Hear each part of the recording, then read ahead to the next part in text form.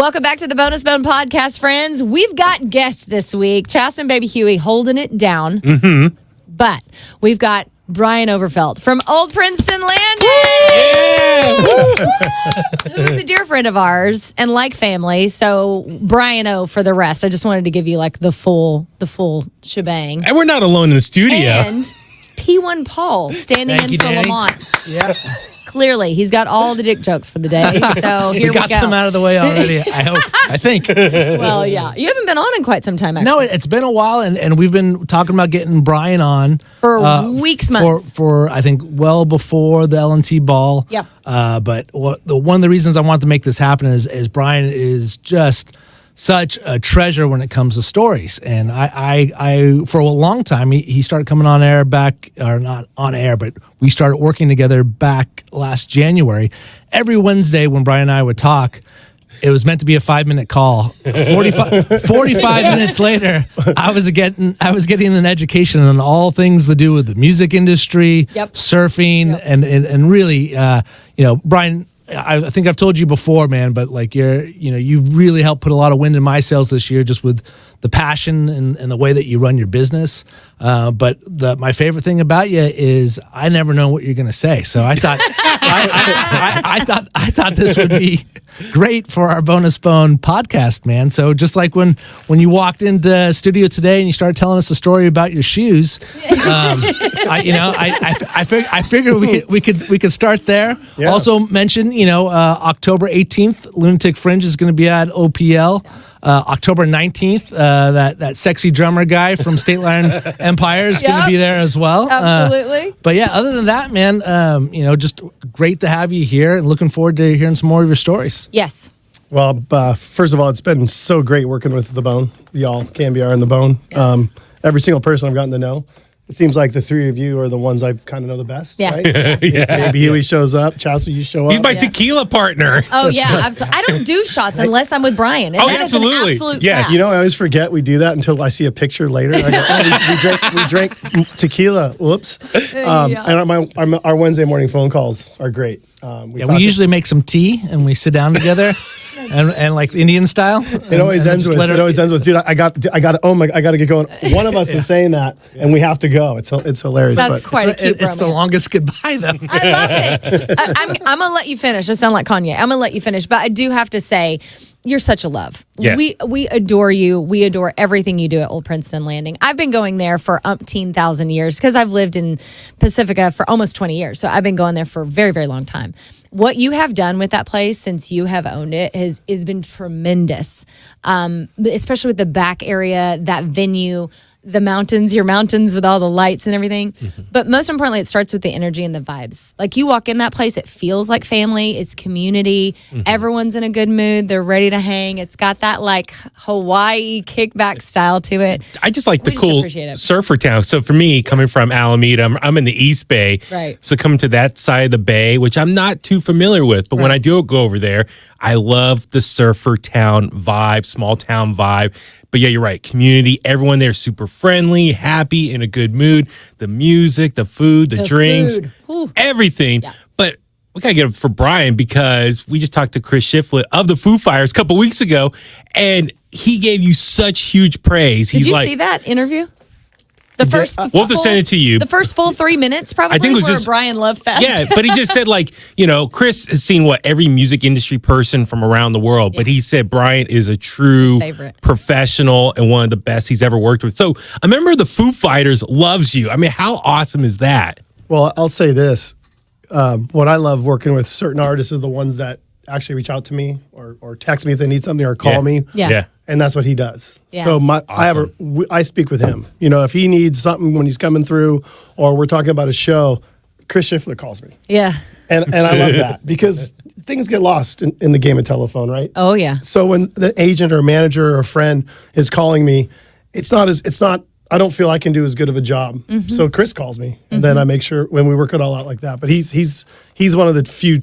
He's a treasure to work with. He's a lot of fun, easy to communicate with. Hey, he pulled up and he was driving the van, carrying his gear.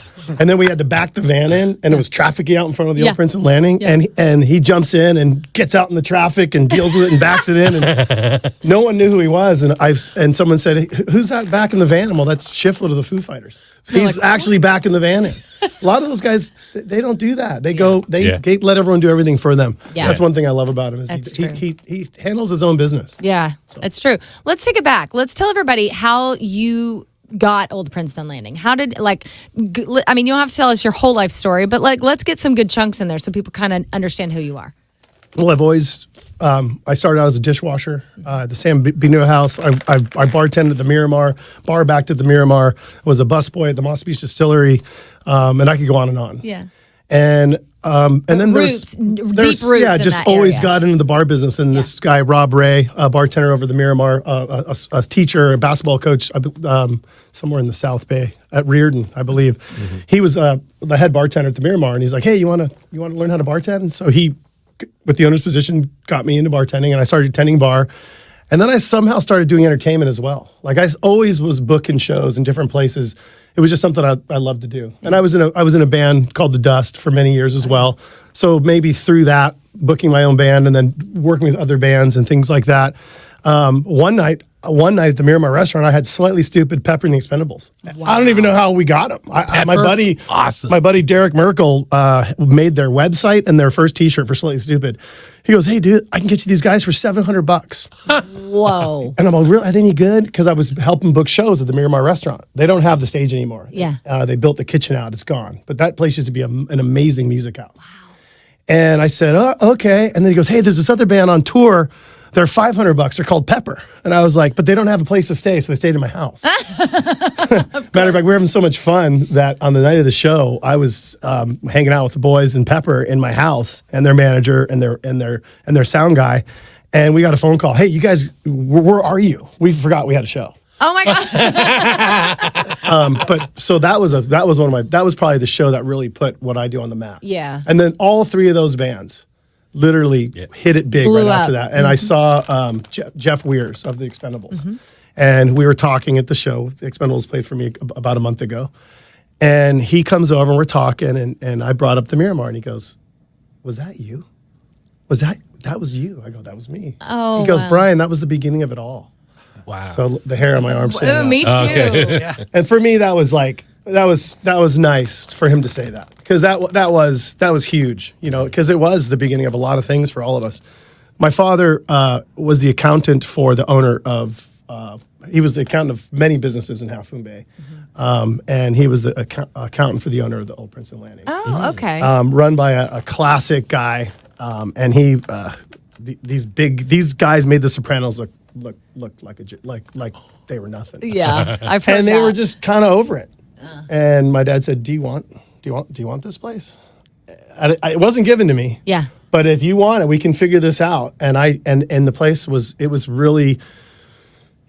just, It was a different vibe. it was very different. And I have to be careful because, they are dear friends of mine, but the place, it's kind of like if the parents aren't home, the kids are going to play. Right, Kind of a right. thing. Yeah. Right. Mhm. And the place was the place was gnarly. It was, And it wasn't very clean.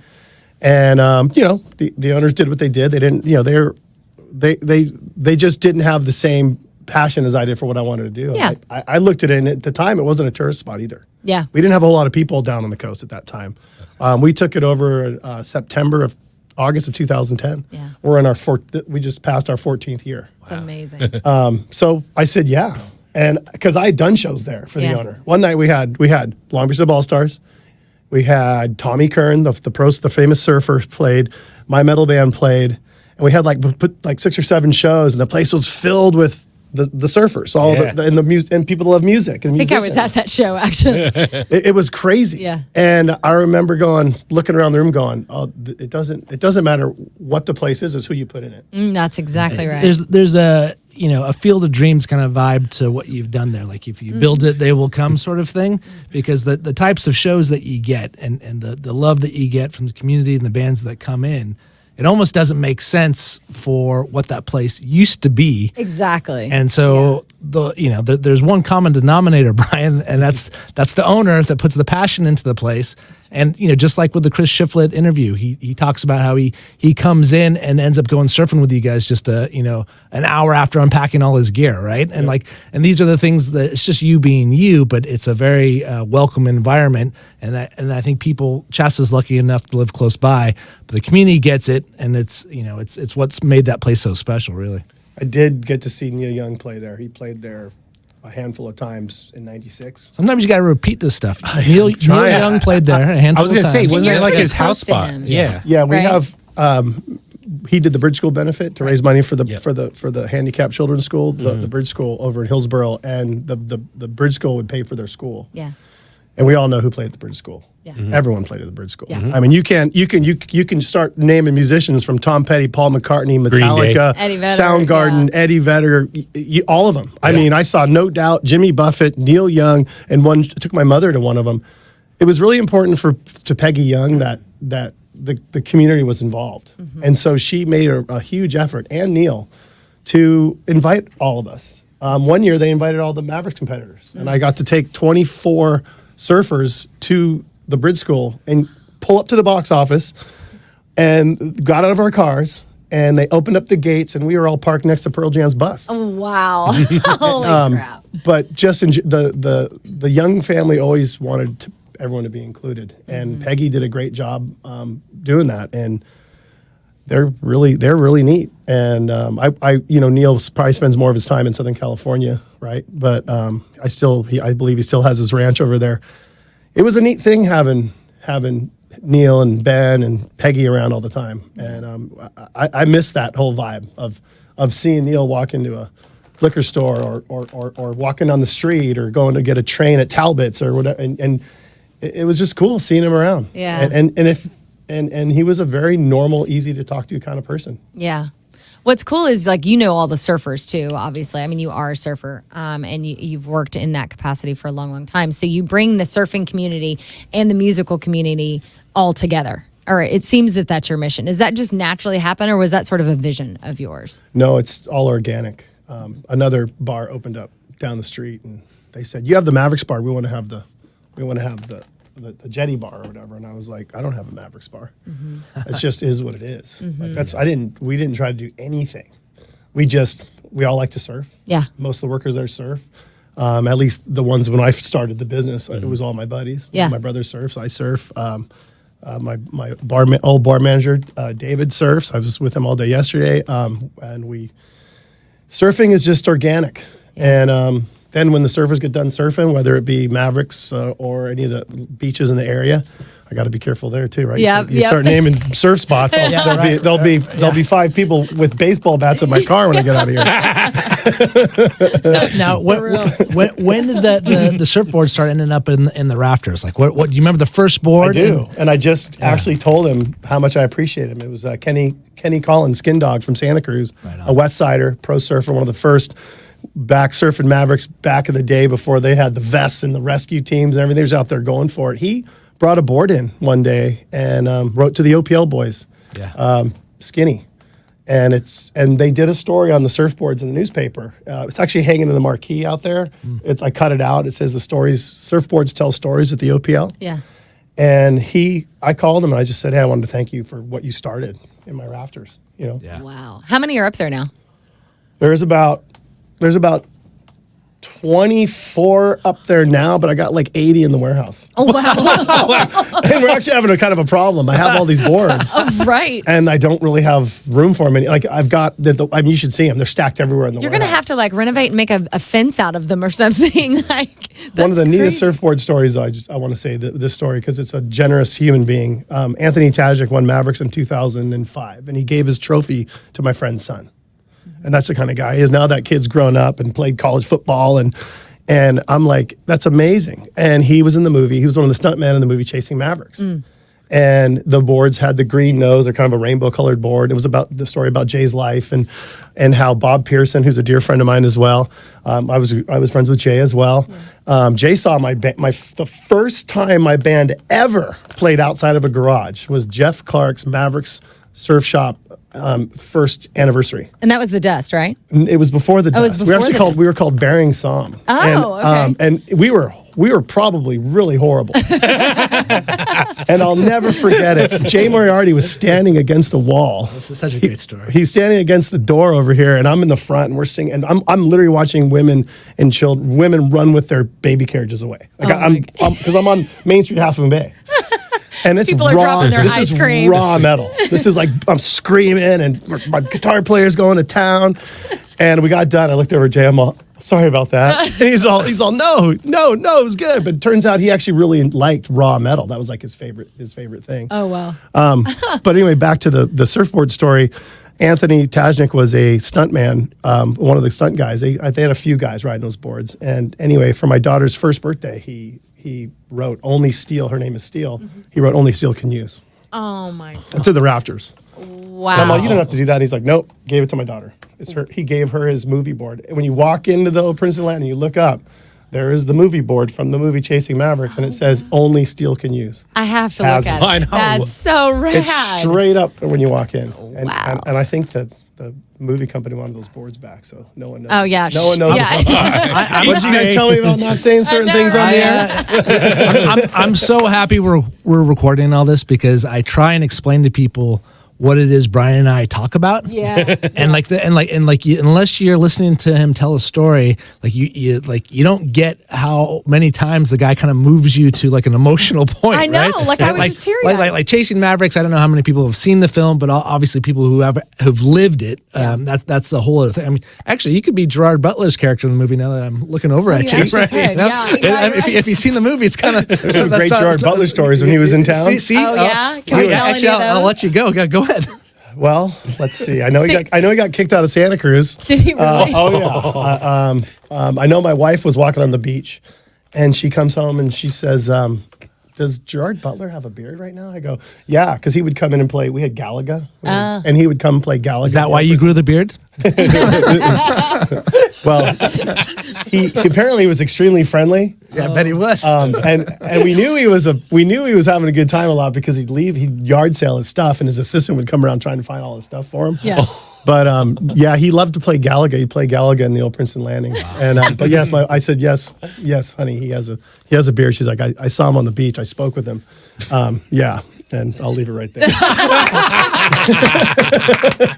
That we can fill in the blank. Yeah. That is freaking But awesome. women like him. Yeah, tell you that. he's a looker. That's for sure. Yeah, Man. it's pretty cool. We had such an experience with Jacob whenever he was here. Yeah. that was really, really cool. It was just really cool because you got him, let's see, back Memorial Day weekend.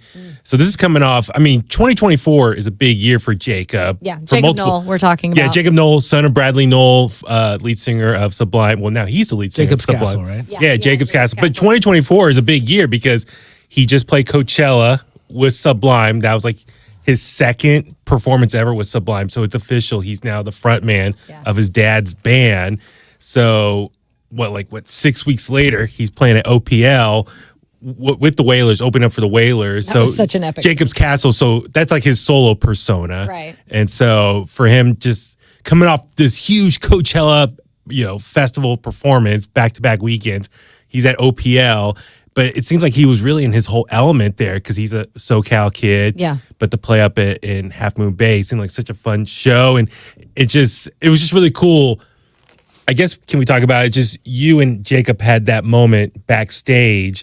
You guys were sharing stories because you met his dad before. And it was just really cool. You had that one-on-one time with him, and he seemed to really appreciate hearing stories about his dad because he was not even one when his dad passed away. Yeah. So it was just really cool that you were able to kind of, I think now that he's older, he loves talking to people to hear and learn more about his dad because he wasn't around for him. He said that's how he's gotten to know his dad. Yeah, through other people's stories. And so you were one of those people that really just give him some new stories to hear and understand, learn more about his dad. So, I mean, so it was really cool that Jacob now seems like he has a home in the Bay Area at OPL. Yeah, he's played a couple times up there. Yeah. And I met him when he was 17 at the Monterey, that big rock reggae festival in Monterey. Oh yeah, sure. Yeah, Monterey Pop. His dad's best friend was Michael Happold Miguel. he was the fourth member of Sublime, and started the Long Beach Dub All Stars. Yeah. And not sure what happened there with Eric Budd, because they were part of Long Beach Dub All Stars as well. Yeah. But through Miguel is how I've gotten to know Jacob. And got to share the same story with Miguel. And Miguel was there when I met Brad. I was coming home from Costa Rica surfing. My first surf trip of my life, I was probably looked the part, right? I was tan, I was grubby. I was in LAX airport, and this guy comes up to me, and he was all over me, and he was so nice. And he was like, tell me about yourself. And I was out like, of nowhere. I was kind of like, Just comes running up to you. I was kind of like, this is kind of weird, Yeah, right? yeah. And the guy was kind of all over me, and he had these big brown eyes, and he had a shaved head, and he had tattoos. And I said, he goes, where are you from? And I said, and I didn't like saying it, because if you said you're from Half Moon Bay, you got two more questions. Do you know Jeff Clark, and do you surf Mavericks? Surf Mavericks, sure. And he's just like, oh, it was crazy for a while. Yeah. So I looked at him and I said, I was going to say San Francisco, and I said Half Moon Bay. He's like, Half Moon Bay? I love that place. My band always plays in Santa Cruz. We're on our way to Sacramento right now. And I had no idea who he was. Yeah. And I said, I play music too. He goes, you play music? And then it was a music discussion, and what I told Jacob was just how nice his father was. And when I found out who I was talking to, I didn't know till he took me over to meet the band. Oh, okay. So he's like, hey, let's go over here and hang out with come meet my band. And my buddy had gotten us a couple of beers, and he walked up, and I almost dropped the beers. He walked up, and there I am with Sublime. And my buddy Brian was like, his mouth dropped open. And I was like, hey, come meet these guys. I still didn't know who they were. Right. And then people started gathering around us in the airport. And then we ended up we had to go catch our flight. We were there with them for like 25, 30 minutes. And their flight was leaving before ours was. So I turned to run back down to get them. And there they are, running up the air, running down to board their flight with their guitars and everything, and they're just all over the place. And the flight attendant wouldn't let Brad on with his guitar. And they were right next to us. We were going to San Francisco. They were going to Sacramento, and he got really upset. He was like, "No, I don't go anywhere without it. It has to fly with me." And that was the last time I ever saw him, obviously, as he was convincing the flight attendant to let him on the airplane with his guitar. Wow. Like holding it like it was his baby, because Totally. it was. Yes. Yeah, that's incredible. But I just wanted to tell Jacob how nice his dad was to me. It was beautiful to see that moment, Yeah. Because Jacob's such a good dude, and it was really, really sweet. I mean, you have those stories. It seems you have those stories about everybody. When people come to play OPL, do you invite everyone to go surfing? Is that like just part of your protocol? No, but no, it's the special ones, Yeah, right? Because you can get surfing special. It's a very you know? intimate and thing. there's places that I go and my friends go that we don't really want anyone else. That's we don't. fair. No, it's not anyone else. Surfing, sometimes some spots only allow 4 people. Mm-hmm. It's a 3-person spot. Mm-hmm. If you have one wave coming every 15 minutes, who wants to wait an hour to have a wave? So surfing it's personal, and it's also, some beaches allow, like Lindemar Beach, my gosh. Right, yeah. There's 500 people out there. Yeah. I don't know how the local boys do it over there. I kind of avoid that one. Yeah, I'm sure. Unless one of the sandbars is working really good over there. But it's personal.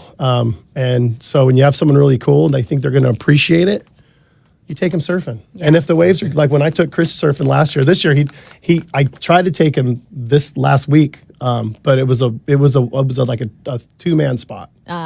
So I said, if you want to go, I can only take you. Yeah. And we go right now. It's happening right now. It's really close to your hotel. Yeah. And he was like, he was exhausted from the drive. So I'm gonna take a nap. And then we're gonna surf the next morning, but they had to get up to the next show earlier. Yeah. So we didn't surf this year, but last year we surfed, and it was really good where we went. And not only that, but there was also a really special thing happening. A friend of mine had passed away on his motorcycle on top of Montero Mountain, and his family was having a celebration in the spot, not in the water, on the beach where we had to enter. So he got to go meet the family, and he actually got up on stage and talked about it because we surfed before. So he got up on stage that night and he goes, "Hey, Brian, get up here. I want to talk about something." And he wanted to talk about my friend Scott and his family and on stage. Wow, that doesn't surprise me. So the waves were really good.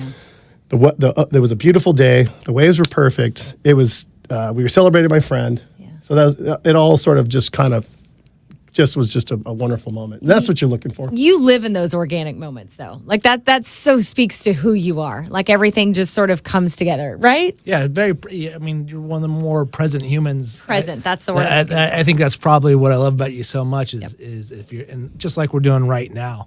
Like I don't feel like talking. I just like listening to everything, right? And I just keep thinking to myself how glad I am that we're recording this, because I think it'll give a lot of people who don't know you, Brian, like a nice sort of peek inside, who you are. And this isn't necessarily business related, but like obviously the fact that you have a place of business like Old Princeton Landing where the community can gather and celebrate things from surfing to bandmates to new music to jazz, brunches even, right? And surfboard swaps. You did one of the first ever. Yeah, that's right. Right. So like all these things, but it all comes from like being John Malkovich. This is like being Brian Overfelt, right?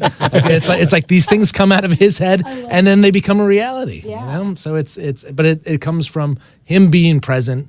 He mentioned organic so often in terms of these things just kind of organically happen to you, and I think good things happen to good people when those people are constantly open to receiving good things. Yeah, absolutely. And I think Brian's really open to receiving a lot of positivity in his life, and that's why he's fun to be around. Yeah. It's not easy. That running that business is, I call it a circus. People all say, yeah, this is my circus. It's my circus. Yeah. It's tough too. I'm still dealing with a full kitchen and a bar staff, and my janitor who drives me crazy, but I love him. And I have an administrator now, and she's helping me. My brother's always there doing the aesthetics. But when you have all that stuff going on, add a little bit of alcohol too. Yeah, sure. Right?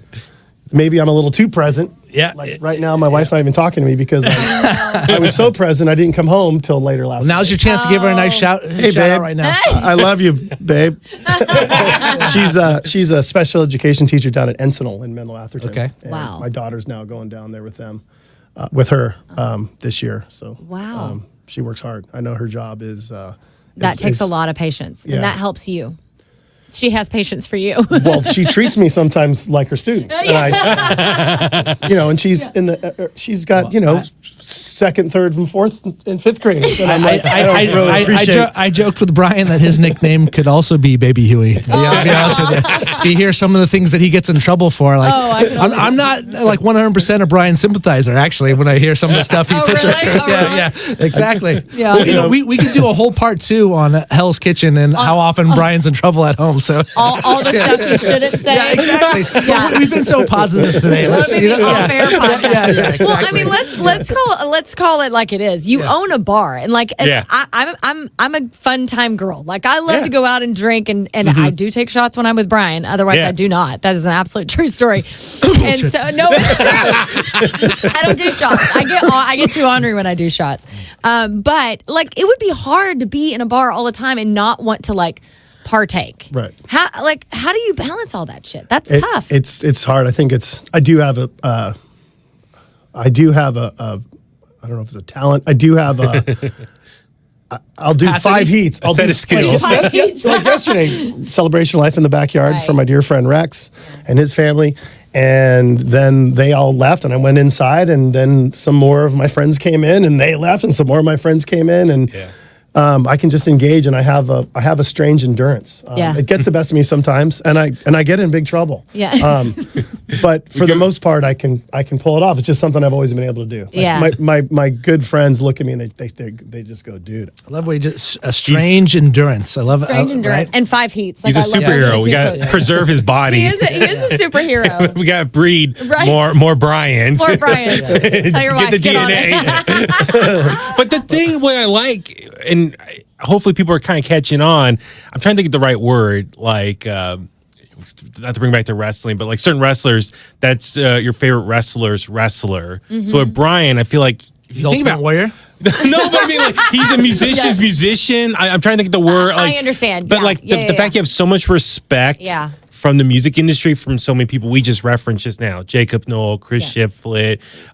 It seems like Neil Young, like the who's who have come through OPL, and it's really cool that you have like this part of the Bay Area that all these musicians will come through and play your spot because they have so much respect for you. Yeah. And it seems like that word of mouth has gotten around to so many people come through. I mean, like what, Chris Robinson, right? Yeah. Another time I played there. Yeah. So it's just really cool that you have like the respect from your peers in the music industry. And it's almost like you can give a lesson on booking. And A master class. Yeah, a master class. Masterclass. I So- gotta tell you, I get phone calls and people will like make me an offer, and it's so off the wall. You're like, I know now. I know Yeah. what the guidelines are. I know what the industry standard is. Right. I know when you're booking a show through the William Morris Agency what that is, and I know when you're booking a show with Andre Nicotina, right? You know what that is. We had Too Short too. That was. I was gonna Yeah, say Too that Short. That was was the other another one. Yeah, one. And Andre Nicotina, Yeah. he's become a friend of mine, and we enjoy hanging out. We hang out quite a bit. He hasn't seen him for a while, but he'd come for lunch, and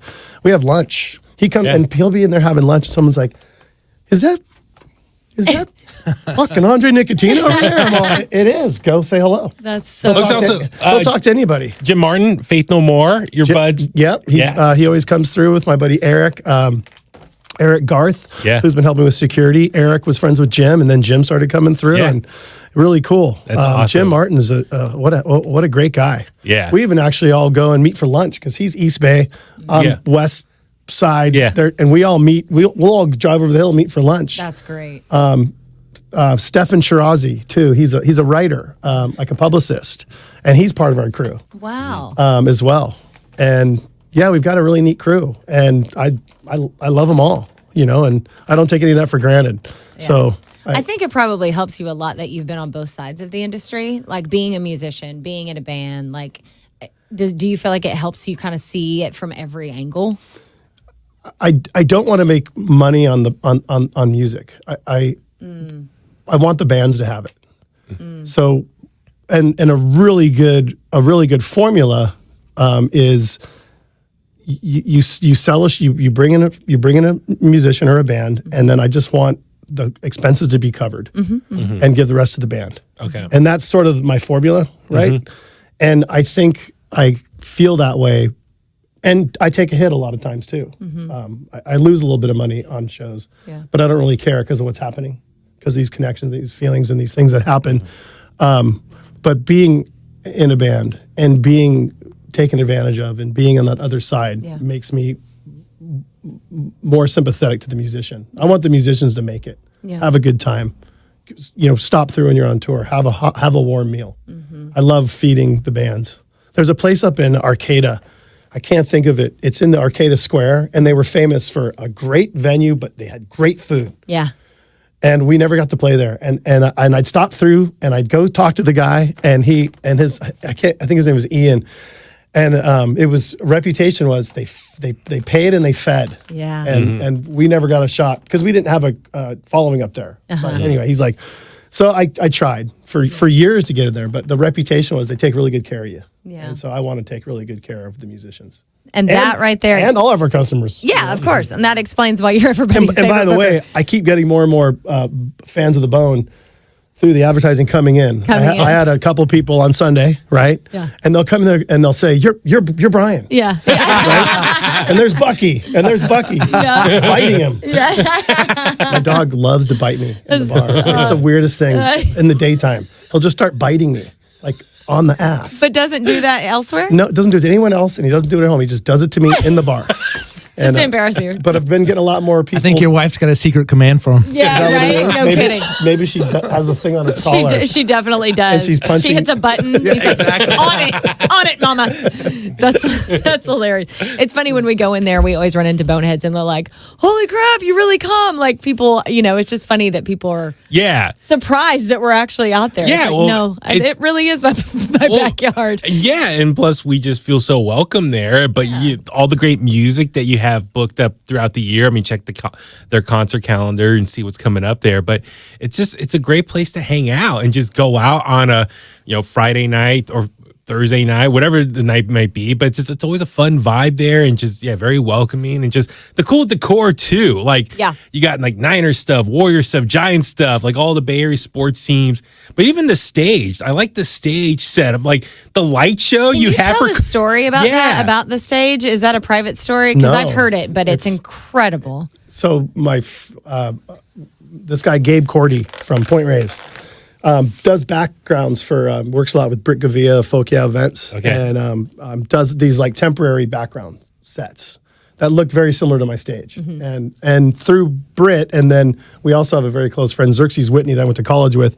He's from Point Reyes, Inverness, and I got hooked up with Gabe, and I said, "Hey, you think you could do something like on the back to make a nice background? I see the stuff you do for these. You bring things in for I think it was called. He had a festival up in Point Reyes called the Parachute Days or something, and I liked everything he did. So he came down and we worked out a plan. And he just started building, and throughout his father had just passed, and he brought a friend to help him work, and they were staying at my house, and his friend said, "Hey, tell Brian about your dad," and he's like, "Nah."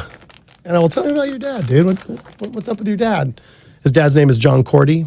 He won an Oscar in 1974 for the movie, The Autobiography of Miss Jane Pittman, and he made the entire movie. And the movie's pretty gnarly. It's it's Civil War, pre-Civil War, Okay. right? 106-year-old black woman, and the movie's incredible. Anyway, apparently he made the whole thing in a barn in Stinson Beach and in the field by the barn, and so he wins the Oscar. And these two guys walk into his barn, and they said, "So you made the whole thing in here, around here?" And he said, "Yes." They said, "You work for us now." It was Francis Ford Coppola and George Lucas. Isn't that crazy? So John went on to, I think I want to say director of Sesame Street. He worked on all the Star Wars, the Godfathers, and was honored at the Oscars. And I actually took a picture of my phone of the TV when they honored him because I knew Gabe doesn't watch TV. Yeah. So I sent him the picture. And he's like, "Hey, really appreciate you sending that. That was really great." awesome. But they honored him last year at the Oscars. Wow, that is incredible. So when you look at that stage, yeah. I see Tatooine, Yeah. Sesame Street, Yeah. Godfather. I see a lot of that. Yeah. That he put up there. And he works.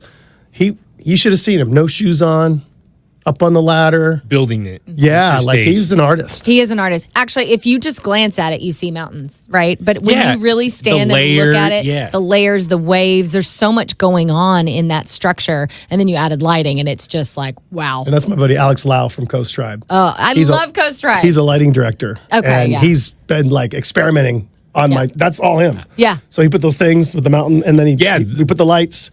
For Chris crazy. Shiflett, this time around, like the. Did you see him with his computer? He was over sitting Yeah. by the sound guy, Yeah. and he had like okay. 4 consoles. He was running an Ethernet cord out there. We just put it all in. He had like 4 console, like a computer and like 3 other things, and he was tweaking all kinds of lights. For the Expendables. He had projectors up there, and he was running projection all over the place. That's so rad.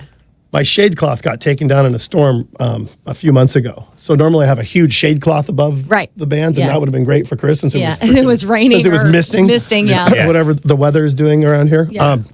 And when he pumps those lights against and his projections against that shade cloth, it's like when we had Afro Man. Yeah. And the Colt 45 song. Oh. Yeah. And he had Colt 45 beer cans and marijuana leaves everywhere. Oh my God. That's so rad. You don't even have to take mushrooms. No. It's a whole experience right there. So freaking cool. We've got to have you back for a part 2 if you're willing. 100%. Love it. And now that everybody kind of knows who you are, we can dive deeper and you can tell the stories that you shouldn't say on the air. Cool. Yeah. And really get yourself into trouble. So I say it all the time, oplhmb.com for everything. I do have to give your chef a shout out because the food there is freaking incredible. And I'm not just saying that. I have been so happy with everything I've eaten. Last time I was there, like last Saturday, I had the like quinoa bowl, the veggie bowl. Ooh, that's Good. so good. But then always the soups.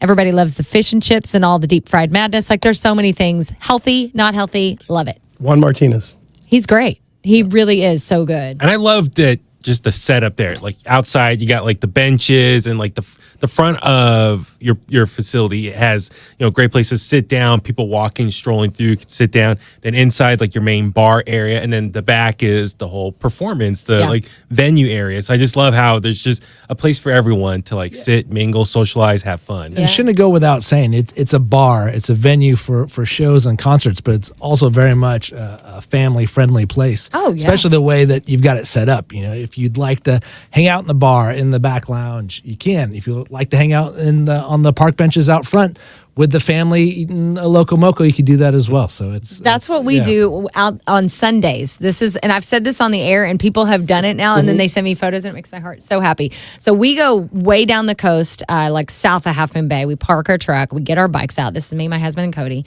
and we go. There's great biking trails in Half Moon Bay, and so we ride up the coast several miles, and then we end at OPL. We have a beer, not Cody. Cody gets a Sprite, and we have a beer, and we order a big thing of French fries, and we sit there and have our French fries, and then we get on our bikes and we go all the way back home.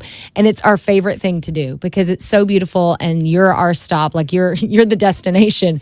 But it's been so neat to hear boneheads like do that too, and they're like, "Oh my God, you're right." They come tell me too. It's so great. Like it makes me happy that like we're building out like the itinerary for Bonehead Sundays. We'll also shout out to Brian for putting 107.7 The Bone on the marquee. Yes. That's the thing Chris said, Chris Shiflett. Brian personally gets up there and updates the roof. marquee on the roof of your place. By the way, if you guys want to, you got to hang out while I'm doing it, and you should hear what happens when the cars drive by. Oh, really? Your pants are down. Don't jump. Don't do it. It's hey, dude. It's so annoying. I'm getting it. I have a complex from it. Oh no! So I try and get up there early because if I'm up there in the afternoon, bring back Tata Tuesdays. Have you do that shirtless on Tuesdays? I thought you were going a different direction with it, and I was like, then he's really going to be in trouble with the wife. Yeah, We're not here to get you in trouble. The good old roof. Please don't hurt yourself doing that. We appreciate that you do it yourself, but we love you. Obviously, we can always do a love fest with Brian because you're the greatest. But we appreciate you coming in here and being a part. You're going to do it again. Yes, it's just a matter of time. All right, you guys, leave your comments down below. Go to oplhmb.com. Check out all of the shows coming up. What were you going to say? I was just say connect with 107.7 The Bone. That's right, exactly. Wherever you get your podcasts at, connect with our YouTube channel at 107.7 The Bone. Follow us on social. And follow you guys on social as well. Old Princeton Landing on Instagram, Facebook, and just keep track of all the cool stuff you guys have coming up over there. Go out to Old Princeton Landing, find Brian, and tell him that we sent you. Yes. There you go. All right, we love you guys. We'll talk to you next week. Bye.